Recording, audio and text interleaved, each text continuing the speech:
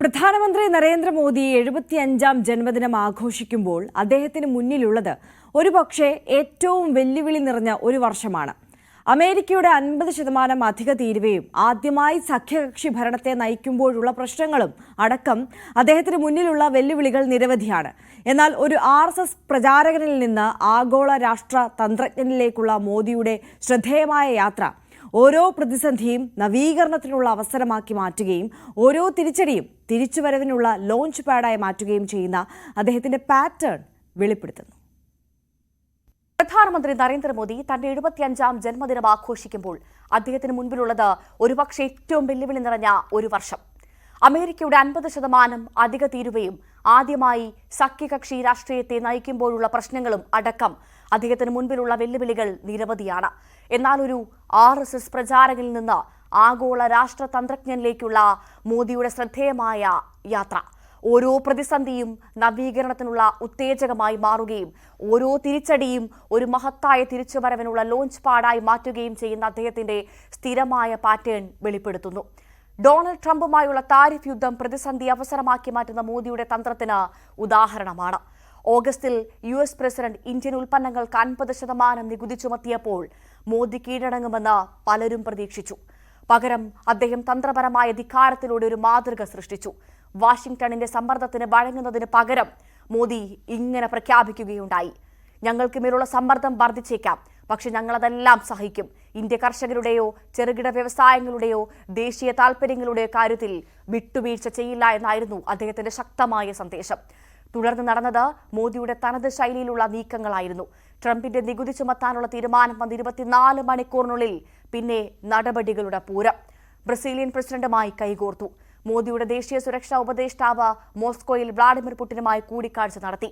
പ്രധാനമന്ത്രി Shanghai corporation organisation ഉച്ചകോടിക്കായി China സന്ദർശിക്കുമെന്ന് സ്ഥിരീകരിച്ചു.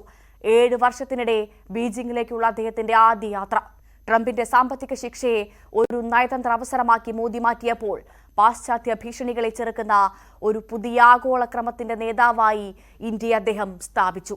Shanghai corporation organisation ഉച്ചകോടിയിൽ മോദി ഷീ ജിൻപിങ്ങും പുടിനും ഒപ്പം നിന്നു. ഈ ചിത്രങ്ങൾ അമേരിക്കയെ പരിഭ്രാന്തിയിലാക്കി. ട്രംപിന്റെ താരിഫുകൾ അപ്രതീക്ഷിതമായി ഗ്ലോബൽ സൗത്തിന്റെ ചോദ്യം ചെയ്യപ്പെടാത്ത ശബ്ദമായി മോദിയെ മാറ്റി. ചെങ്കോട്ടയുടെ കൊത്തളങ്ങളിൽ നിന്ന് പ്രധാനമന്ത്രി മോദി ഓഗസ്റ്റ് 15 ഏറ്റവും സമഗ്രമായ GST പരിഷ്കാരങ്ങൾ പ്രഖ്യാപിച്ചു.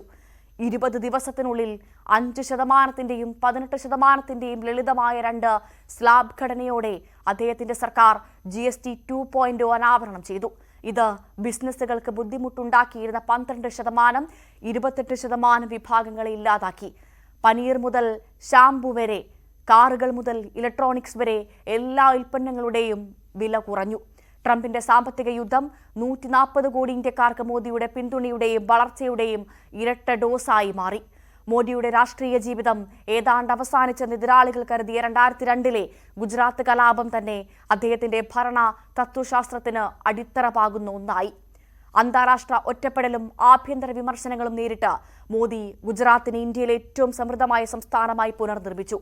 ഇത് അദ്ദേഹത്തെ ദേശീയ നേതൃത്വത്തിലേക്ക് ഉയർത്തുന്ന ഒരു വികസന മാതൃക സൃഷ്ടിക്കുകയായിരുന്നു. തീരുന്നില്ല. COVID-19 മഹാമാരി മോദിയുടെ പ്രതിസന്ധി കൈകാര്യം ചെയ്യാനുള്ള കഴിവ് പ്രകടമാക്കി. വിമർശകർ പെട്ടെന്നുള്ള വെല്ലുവിളികളിൽ ശ്രദ്ധ കേന്ദ്രീകരിച്ചപ്പോൾ ഇന്ത്യയിലെ 1.4 ബില്യൺ ജനങ്ങളെയും ഉൾപ്പെടുത്തി മോദി ലോകത്തിലെ ഏറ്റവും വലിയ വാക്സിനേഷൻ പരിപാടി ആരംഭിച്ചു. ഒരു ആഗോള ആരോഗ്യ പ്രതിസന്ധിയെ ആത്മനിർഭർ ഭാരതിനുള്ള അവസരമാക്കി അദ്ദേഹം മാറ്റി. മോദി സർക്കാരിനെ നശിപ്പിക്കുമെന്ന് വിമർശകർ പ്രവചിച്ച മഹാമാരി അതേ മോദിയുടെ നേതൃത്വത്തിൽ ഇന്ത്യയുടെ പ്രതിരോധശേഷി പ്രകടമാക്കി. 2024-ലെ തെരഞ്ഞെടുപ്പ് ഫലങ്ങൾ BJPയെ 240 സീറ്റുകളിലേക്ക് താഴ്ത്തുകയും ഒരു പതിറ്റാണ്ടിനിടെ ആദ്യമായി ഒരു സഖ്യകക്ഷി സർക്കാർ രൂപീകരിക്കാൻ നിർബന്ധിതമാക്കുകയും ചെയ്തപ്പോൾ അത് മോദിയുടെ രാഷ്ട്രീയ മരണക്കുറിപ്പായി ആദ്യം പലരും വിധിയെഴുതി. എന്നിട്ടും ഒരു വർഷത്തിനുള്ളിൽ ഇന്ത്യൻ ജനാധിപത്യത്തിലെ ഏറ്റവും അതിശയിപ്പിക്കുന്ന രാഷ്ട്രീയ തിരിച്ചുവരവുകളിൽ ഒന്ന് മോദി എഴുതി ചേർത്തു. BJP ഹരിയാന, മഹാരാഷ്ട്ര, ഡൽഹി എന്നിവിടങ്ങളിൽ വിജയം നേടി. 1998-ന് ശേഷം തലസ്ഥാനത്ത് ആദ്യമായാണ് BJP നിയമസഭയിൽ വിജയം നേടുന്നത്. സഖ്യകക്ഷി രാഷ്ട്രീയം കൈകാര്യം ചെയ്യുന്നതിൽ മോദി വ്യത്യസ്തനായി. അധികാര പങ്കുവെക്കലുമായി പൊരുത്തപ്പെടാൻ കഴിയുമോ എന്ന് സംശയിച്ചവരെയും മോദി നിരാശരാക്കി. വഖഫ് ഭേദഗതി ബിൽ പോലുള്ള നിയമനിർമ്മാണങ്ങൾ പാസാക്കിയത് സഖ്യകക്ഷി നിയന്ത്രണങ്ങൾ അദ്ദേഹത്തിന്റെ രാഷ്ട്രീയ ഇച്ഛാശക്തിയെ ദുർബലപ്പെടുത്തിയിട്ടില്ലെന്ന് വീണ്ടും തെളിയിച്ചു. അടുത്തിടെ പൗരത്വ നിയമ ഭേദഗതിയുടെ കട്ട് ഓഫ് തീയതി 2024 ഡിസംബറിലേക്ക് നീട്ടി. ഇത് BJPയുടെ പ്രത്യയശാസ്ത്രപരമായ അജണ്ട കൃത്യമായ പാതയിലാണെന്ന് വീണ്ടും കാണിക്കുകയാണ്. ആഗോളവേദിയിൽ മോദിയുടെ മൂന്നാം ടേം ട്രംപിന്റെ സാമ്പത്തിക ദേശീയതയെ എതിർക്കാൻ തയ്യാറുള്ള ഏകലോക നേതാവായി അദ്ദേഹത്തെ സ്ഥാപിച്ചു. യൂറോപ്യൻ നേതാക്കൾ ട്രംപിന്റെ ഓഫീസിൽ ഒരു രാജാവിന്റെ മുൻപിൽ ഉപപ്രധാനികളെ പോലെ അടങ്ങിയിരുന്നപ്പോൾ മോദി അമേരിക്കൻ പ്രസിഡന്റിന്റെ കോളുകൾ പോലും എടുക്കാൻ വിസമ്മതിച്ചു. ഈ തത്വപരമായ ധിക്കാരം ലോകമെമ്പാടും പ്രശംസ നേടി. മോദിയുടെ ആഗോള അംഗീകാര റേറ്റിംഗുകൾ സ്ഥിരമായി 75%. മറ്റ് എല്ലാ ജനാധിപത്യ നേതാക്കളെക്കാളും ഏറെ മുന്നിൽ. ഗ്ലോബൽ സൗത്തിന്റെ നായകനായി മോദിയുടെ ഉയർച്ച അദ്ദേഹത്തിന്റെ ഏറ്റവും പ്രധാനപ്പെട്ട ഭൗമരാഷ്ട്രീയ നേട്ടമാണ്. ഷാങ്ഹായ് കോർപ്പറേഷൻ ഓർഗനൈസേഷൻ ഉച്ചകോടിയിലെ അദ്ദേഹത്തിന്റെ സാന്നിധ്യം ബഹുധ്രുവ ലോകക്രമത്തിലേക്കുള്ള ഇന്ത്യയുടെ ചുവടുവെപ്പിനെ സൂചിപ്പിക്കുന്നു. 75-ാം വയസ്സിൽ അദ്ദേഹം ഇന്ത്യയുടെ പ്രധാനമന്ത്രി മാത്രമല്ല, വിധേയത്വത്തിന് പകരം പരമാധികാരത്തിന് മുൻഗണന നൽകുന്ന ഒരു ബദലാഗോള വ്യവസ്ഥിതിയുടെ ശില്പി കൂടിയാണ്. മോദി തന്റെ 75-ാം വയസ്സിലേക്ക് പ്രവേശിക്കുമ്പോൾ വിമർശകരുടെ വിരമിക്കൽ പ്രവചനങ്ങൾ പൊള്ളയായി മാറുകയാണ്. അദ്ദേഹത്തിന്റെ ഭരണകാലത്ത് ഇന്ത്യ ലോകത്തിലെ മൂന്നാമത്തെ വലിയ സമ്പദ് വ്യവസ്ഥയായി മാറുമെന്നും അദ്ദേഹത്തിന്റെ ആഗോള പദവി അഭൂതപൂർവമായ ഉയരത്തിലാണെന്നും പ്രവചിക്കപ്പെടുമ്പോൾ മോദിയുടെ രാഷ്ട്രീയ ജീവിതം അവസാനിപ്പിക്കുന്നതിന്റെ ഒരു സൂചനയും നമുക്ക് മുന്നിലില്ല. ഗുജറാത്ത് ഭൂകമ്പത്തെ ഒരു അടിസ്ഥാന സൗകര്യ രംഗത്തെ വിപ്ലവമാക്കി മാറ്റിയ, നോട്ട് നിരോധനത്തെ ഡിജിറ്റൽ പരിവർത്തനമാക്കി മാറ്റിയ, ഇപ്പോൾ ട്രംപിന്റെ താരിഫുകളെ നികുതി ഇളവാക്കി മാറ്റിയ ആ മനുഷ്യൻ 75-ാം വയസ്സിൽ ഒരു വയസ്സായ രാഷ്ട്രീയക്കാരനായിട്ടല്ല, മറിച്ച് തിളങ്ങി നിൽക്കുന്ന ഒരു നേതാവായിട്ടാണ് കാണപ്പെടുന്നത്. മിക്ക നേതാക്കളും പാരമ്പര്യത്തെയും വിരമിക്കലിനെയും കുറിച്ച് ചിന്തിക്കുന്ന ഒരു പ്രായത്തിൽ മോദി പുതിയ അധ്യായങ്ങൾ എഴുതുന്ന തിരക്കിലാണ്.